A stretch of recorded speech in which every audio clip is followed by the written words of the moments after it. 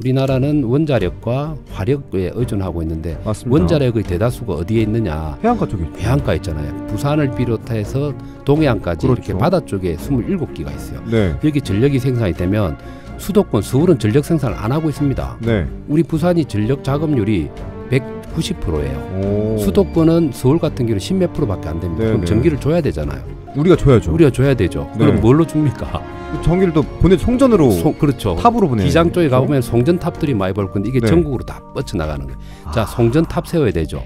전선 깔아야 되죠. 네. 민원 생기고 사회적 갈등도 유발이 되고 이 비용들이 엄청난 비용이에요. 근데 수도권 요금하고 지금 부산 요금은 똑같아요. 똑같잖아요. 네. 바뀌는 거잖아요. 근데 어쨌든 그러한 전력 개통상으로 보면 수도권으로 결국은 이 데이터 센터가 집중돼 있으면 전기 생산하는 곳은 부산인데 네. 그 혜택은 수도권이 다 누리고 있는 그리고 사회적 비용은 훨씬 많이 들어가게 되는 이런 전력 개통상의 문제가 있으니까 네. 전력을 싸고 바로 보급할 수 있는 그 인근 지역에서 데이터 센터가 있으면 훨씬 그 좋죠. 송전 비용이 줄어드는 거잖아요.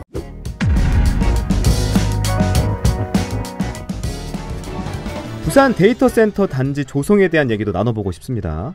이 정부가 수도권 집중된 데이터 센터의 지방 분산을 유도하고 있다고 하는데 이유가 어떻게 됩니까? 일단 그냥 수치만 좀 먹고 말씀을 드려 데이터 센터가 뭔지는 좀 이따 얘기를 하고 네.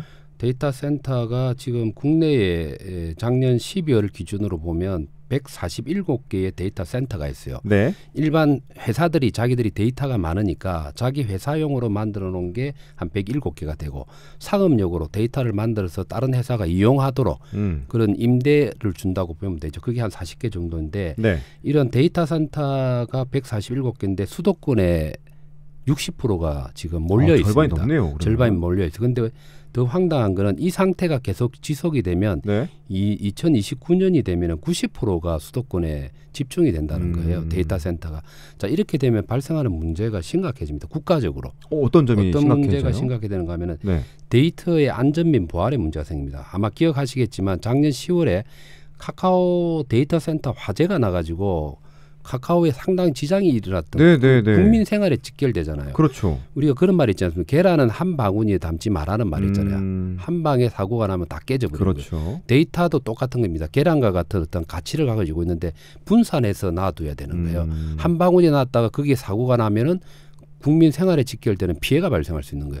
그러면 수도권에도 데이터 센터가 있어야 되지만 수도권 외 지역에다가 데이터 센터를 두고서 분산을 그러니까 위기를 분산하는 것처럼 그런 게 필요하죠. 그런 차원에서 정부가 고민을 해서 수도권에 몰려있던 걸 지역으로 돌리는 측면이 있고요. 두 번째는 네. 전력 개통의 문제입니다. 전력 개통. 예, 우리가 그 데이터 센터 하면은 사람들이 상상이 잘 안 될 건데 어떤 게 하면 컴퓨터가 있을 거잖아요. 네. 우리가 집에 있는 가정용 데스크탑의 컴퓨터에 본체가 있을 겁니다. 이거는 아주 기능이 요즘은 떨어진 거라 봐야 되고 아주 기능이 뛰어난 컴퓨터들을 그냥 청청히 쌓아놓은 컴퓨터 그냥 그 덩어리라고 보시면 될 겁니다. 네. 그러면 우리 집에서도 컴퓨터 사용하다 보면 전력을 많이 소모를 하잖아요. 엄청 소모하죠. 근데 그걸 덩어리로 건물체 통으로 그냥 아주 대규모 단지를 해놓으면 전력이 얼마나 들어가겠습니까? 엄청 많이 쓰이겠네요. 그 전력이 많이 소요가 되잖아요. 네. 근데 전력은 생산이 우리나라는 원자력과 화력에 의존하고 있는데 맞습니다. 원자력의 대다수가 어디에 있느냐? 해안가 쪽에 있죠. 해안가 있잖아요. 부산을 비롯해서 동해안까지 그렇죠. 이렇게 바다 쪽에 27기가 있어요. 네. 여기 전력이 생산이 되면 수도권 서울은 전력 생산을 안 하고 있습니다. 네. 우리 부산이 전력 작업률이 190%예요. 오. 수도권은 서울 같은 경우는 10몇 프로밖에 안 됩니다. 네, 그럼 네. 전기를 줘야 되잖아요. 우리가 줘야죠. 우리가 줘야 되죠. 네. 그럼 뭘로 줍니까? 전기를 또 송전으로 그렇죠. 탑으로 보내. 기장 쪽에 가보면 송전탑들이 많이 볼 건데 이게 네. 전국으로 다 뻗쳐나가는 거예요. 자, 송전탑 세워야 되죠. 전선 깔아야 되죠. 네. 민원 생기고 사회적 갈등도 유발이 되고 이 비용들이 엄청난 비용이에요. 근데 수도권 요금하고 지금 부산 요금은 똑같아요. 똑같잖아요. 네. 바뀌는 거잖아요. 근데 어쨌든 그러한 전력 개통상으로 보면 수도권으로 결국은 이 데이터 센터가 집중돼 있으면 전기 생산하는 곳은 부산인데 네. 그 혜택은 수도권이 다 누리고 있는 그리고 사회적 비용은 훨씬 많이 들어가게 되는 이런 전력 개통상의 문제가 있으니까 네. 전력을 싸고 바로 보급할 수 있는 그 인근 지역에서 데이터 센터가 있으면 훨씬 그 좋죠. 송전 비용이 줄어드는 거잖아요. 네. 그렇게 지금 하려고 하는 거고 그다음에 이번 여름에 7월 달인가 6월 달에 법이 통과된 것 중에 분산에너지법이라는 게 통과되었거든요. 네. 그 분산에너지법의 내용 중에 하나가 뭔가면은 지역별 거리에 있어서 거리에 따라서 전기요금을 차등하게 되는 겁니다. 자, 전기요금을 차등하면 어떤 현상이 생기냐 하면 이게 세 번째하고 관련이 있는데 네. 아까 말한 것처럼 90%가 수도권에 몰려 있으니까 지역 균형 발전이 안 되잖아요. 국가 네, 균형 네. 발전이 안 돼. 자, 그러면 전기요금이 차등화된다는 것은 아까 말한 그 데이터 센터가 부산에 내년부터 전력 요금이 차등화되거든요. 부산에 하게 되면 부산에 제일 전기요금이 싸게 됩니다. 그렇죠. 그다음에 서울이 제일 멀잖아요. 네. 서울이 제일 비싸지게 돼요. 전기요금이. 예. 네. 부산에서 만약에 서울까지 전기를 보낸다 하면 그럼 기업들 입장에서는 전기 먹는 하마인 데이터 센터를 전기요금이 싼 부산에 놓겠습니까? 서울에 놓겠습니까? 부산에 놔야죠. 부산에 놔야 되죠.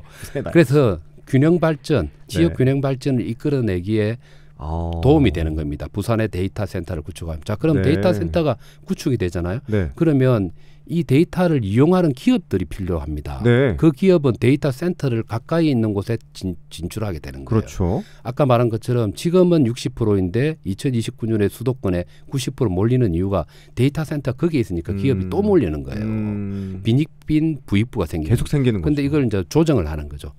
부산에다가 데이터 센터를 두게 되면 그 데이터를 이용하고 활용해야 될 기업들이 부산에 진출하기가 쉬워지게 되는. 그렇죠. 예, 그래서 국가 균형 발전도 일어난다. 이렇게 이해를 하시면 됩니다. 아니 그런 거를 봤을 때 지역 간에 네. 갈등이 좀 생기지 않을까요? 서로 유치하려고? 그렇죠. 맞습니다. 그래서 네. 지금 뭐 거의 대부분의 데이터 센터 유치를 위해서 각 지역들이 열심히 뛰고 있어요. 그리고 모든 지역에 두 군데, 세 군데만 딱 집어가지고 집중적으로 분산시킬 필요는 없습니다. 네. 각 지역별로 기업들이 존재하고 데이터의 활용들은 필요하기 때문에 지역별로 존재할 수는 있어요. 그런데 지금 데이터 센터를 유치하기 위해서 강원도의 경우에도 2028년까지 춘천에다가 10개의 데이터 센터를 구축하겠다. 뭐 이런 계획을 세우고 있고. 네. 근데 이 데이터 센터들은 전력을 아까 많이 먹는다 했죠. 네. 이 좀 일반인들은 좀 이해하기 어려운데 전기 생산하는데도 탄소 배출이 있을 수 있잖아요. 네. 그죠? 그렇죠. 화력 발전을 쓰게 되면 탄소 배출이 되잖아요. 그럼요. 탄소 배출이 되면 우리가 2050년까지 탄소 제로 예, 만들고 없애는 거에 딱 제로가 되는 걸 구현을 해야 되는데 그러기 위해서 유럽 중심으로 규제가 많아요. 탄소 배출의 양이 많은 제품일수록 아예 수입을 안 하게 하거나 맞아요. 유럽을 수입을 못하게 하거나 아니면 엄청난 과징금을 물리게 되나. 네. 그럼 우리는 수출 경쟁력을 잃게 될 거잖아요. 그렇죠. 그러면은 모든 처음 제품을 생산할 때 처음부터 줄여야 돼. 전기 생산할 때도 탄소가 나오는 게 다 제품에 포함이 되게 됩니다. 그걸 아리백이라는 그 유럽의 어떤 규제 부분인데 데이터 센터에 들어가는 전기도 탄소 배출이 최대한 적은 걸로 하라는 게 정부의 방침이에요. 네. 예, 그래서 수소라든지 뭐 다른 방식의 어떤 에너지를 활용한 전기 생산이 이루어지는 데이터 센터 이렇게가 정부의 방침인데 아까 제가 말씀드린 강원도, 전라북도는 뭘로 가지고 하려고 하는 소양강 때문에 수열 에너지를 활용해서 전기를 보급하겠다. 네. 그리고 전라북도는 태양광 에너지를 활용하겠다. 전라남도도 지금 해남군이나 순천시에서 하는데 태양광이나 풍력을 하려고 한다. 우리 부산도 네. 그런 의미에서는 데이터 센터를 할 때 단순하게 뭐 화력 발전소 원전에서만 보급받는 게 아니고 그 자체적으로 12% 이상은 그린 에너지, 수소 에너지라든지 이런 걸로 가지고 하겠다라는 계획을 지금 세워놓고 있고 네. 그 표현에 있어서 전력 효율 지수라는 게 있거든요. 네. 전력 효율 지수 그게 이제 그 우리 에코델타 시티 강서구에다 데이터 센터를 두는데 네. 거기에 12% 이하로 해갖고 하여튼 지금 맞추는 걸로 가고 있는데 타 시도하고 다른 점은 네. 다른 데보다 훨씬 많은 그린 에너지를 활용하는 쪽으로 방향을 잡고서 준비하고 있다라는 게 가장 큰 장점이다. 그래서 결론적으로 말씀을 드리면 지자체 간의 경쟁이 아주 심하게 붙어 있고 네. 부산은 다른 데보다도 그린 에너지를 활용도를 훨씬 높인 데이터 센터를 직접 하려고 한다. 이렇게 이해하시면 될 것 같습니다. 그러니까 이 그린 데이터 센터를 직접 이제 조성하고 그런 네. 것들이 다른 시도에 비해서 더 강점이다라고 네. 생각하면 될까요? 그렇죠. 네. 맞습니다. 예. 부산에 이 산업이 잘 조성된다면 어떤 효과를 기대해 볼 수 있을까요? 뭐 일자리 창출뿐만 아니라 다양한 효과가 있을 것 같은데. 네, 아무래도 이게 가장 큰 거는 그런 거죠. 일단 그 데이터를 활용한 경제가 활성화된다 이렇게 이해를 하시면 될 겁니다. 우리가 예를 들어서 전 세계적으로 기업들을 보면 물건을 만들어서 파는 제조업 네. 강세인 그런 시대가 있었고 지금은 데이터를 수집하고 처리하고 가공하고 그걸 활용해서 서비스를 제공하는 기업들이 활성화된 시대로 전환을 그렇죠, 했다. 그렇죠. 그게 뭐 애플이나 페이스북이라든지 구글이라든지 그냥 굴뚝 없는 공장 없는 형태로 해서 경제 부가가치를 더 많이 창출하지 않습니까? 맞습니다. 우리나라의 경우는 네이버라든지 다음이라든지 카카오라든지 카카오 그다음에 배달의 민족 이런 게 다 보면 그 제조업이 아니에요. 맞아요, 맞아요. 그야말로 데이터 갖고 그냥 그걸 가공해 갖고 서비스 제공을 남보다 빨리 해가지고 돈 버는 거거든요. 맞습니다. 이런 경제로 가기 위해서 가장 바탕이 어디냐? 데이터를 담는 댐이 필요한 거예요. 그 댐에서 물 빼갖고 써가지고 부가가치 창출하는 것처럼 그 데이터 센터가 바로 그런 기능을 합니다. 그래서 네. 부산이 데이터 경제의 핵심 도시가 될 수 있다라는 그걸 말씀을 드릴 수가 있고 그러면 그런 기업이 몰려오게 되고 그런 또 아이디어가 있는데 데이터를 빨리 어디서 구해야 되잖아요. 댐에 물을 빼가야 되잖아요. 그렇죠. 그럼 부산에 그 댐이 있으니까 데이터 댐이 있으니까 부산에 와서 이 데이터 센터를 활용하면 자기들 가지고 있는 아이디어를 구현해 볼 수 있는 그러니까 창업부터 해가지고 실제 어느 기업이라도 여기서 기업의 부가가치를 창출시키는 효과가 있고요. 그 다음에 이제 이와 관련된 인재 양성을 지켜서 고용 창출을 할 수 있는 게 장점이다라고 말씀드리고 그 다음에 하나는 엄청 많네요. 이거는 글로벌하게도 연결이 됩니다. 이게 아마 일반 국민들은 잘 모르실 건데 네. 우리나라하고 다른 나라 네. 모든 나라들은 우리가 일반인들이 모르는 광 케이블로 다 연결돼 있습니다. 네. 모든 정보가 흐르고 있는데 우리나라는 부산을 통해서 광 케이블 엄청나게 두꺼운 크기예요. 이 광 케이블들이 부산을 통해서 바다를 통해하고 일본으로 가고 미국으로 가고 다른 나라로 전부 다 연결됩니다. 네. 그게 비중이 90%예요. 10%는 인천이 합니다. 인천이 하는 이유는 중국과 관련해서 데이터에 광 케이블이 연결이 돼 있는데 네. 자, 부산이 그러면 여기 부산을 통해서 해외로 데이터 전송들이 이루어지고 있는 거잖아요. 네. 부산의 데이터 센터가 구축이 되면 글로벌과 관련된 연계는 부산이 훨씬 속도가 빠를 수 있습니다. 그렇겠네요. 이게 우리가 데이터가 부산에서 예를 들어 컴퓨터에 데이터를 입력했다. 그럼 서울에서 데이터를 또 확인하고 하잖아요. 그러면은 실시간으로 바로 일어날까요? 네. 0초 만에 안 이르잖아요. 네, 0.0 몇 초에 시차가 존재하잖아요. 네. 똑같은 거예요. 금융업이라든지 특수한 분야의 그 기업들의 경우는 아주 미세한 차이의 속도라도 기업에 엄청난 큰 영향을 미칩니다. 글로벌 사업 전개를 할 때 부산에 있는 게 서울에 있는 것보다 광 케이블과 접속하고 활용할 수 있는 그 시간적인 단축이 일어나기 때문에 그런 면에서도 훨씬 부산이 유리하네요. 훨씬 유리한 장점을 그리고 재밌는 일이죠. 그래서 글로벌 기업들이 관심을 가지고 있고 부산에는 8개의 민간 회사들이 이미 데이터 센터를 구축하고 있어요. 일반인들은 잘 모르지만 그중에 하나가 마이크로소프트가 부산에 이미 데이터 센터가 있습니다. 왜? 바로 전 세계로 이어지는 광 케이블이 부산을 통해서 나가기 때문에 와. 기장에 있습니다. 나가는 아 그래요? 예, 사람들 진짜 저도 몰랐네요. 그렇죠. 그래서 부산이 그런 데이터 경제를 일으키는데 아주 중요한 하나의 그 전환점을 이뤄낼 수 있는 게 데이터 센터다. 이렇게 얘기하시면 좋습니다. 됩니다. 데이터 센터 단지 조성에 대한 얘기도 나눠보고 있는데 여기서 이건 마무리하고요. 이번에는 엑스포에 대한 얘기도 나눠보고 싶어요. 최근에 그 잼버리 이슈가 터지면서 부산 엑스포 유치에 부정적인 영향을 미칠 거라는 우려가 나오기도 했어요. 정치권에서도 여러 얘기가 오갔잖아요. 네. 어떻게 보셨습니까?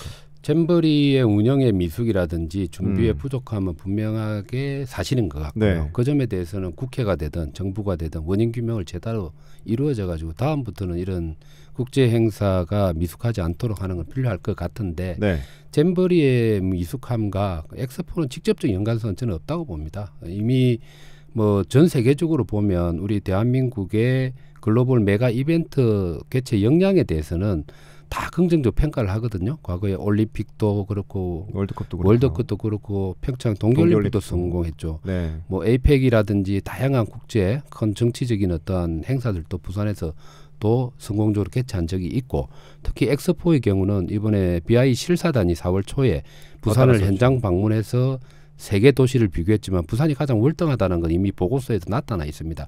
그래서 결국은 엑스포와 관련해서는 의심의 여지 없이 부산이나 대한민국이 성공적으로 개최할 수 있다는 거에 대해서는 다른 나라들도 확신을 하고 있습니다. 그런데 잼버리 때문에 좀 그렇게 돼 있는데 아쉽긴 하죠. 근데 제가 좀 우려가 되는 거는 한국에서 너무 이걸 정치적으로 싸우다 보니까 네. 이게 오히려 대외적으로 봤을 때 외국에서 보면 오히려 더 조금 부정적으로 보는 시각이 생기지 않을까. 네. 그래서 좀 냉정함을 찾고 정치적 싸움을 할 게 아니고 정확하게 원인 진단을 하는 쪽으로만 좀 힘을 모았으면 좋겠다라는 생각을 가져봅니다. 네.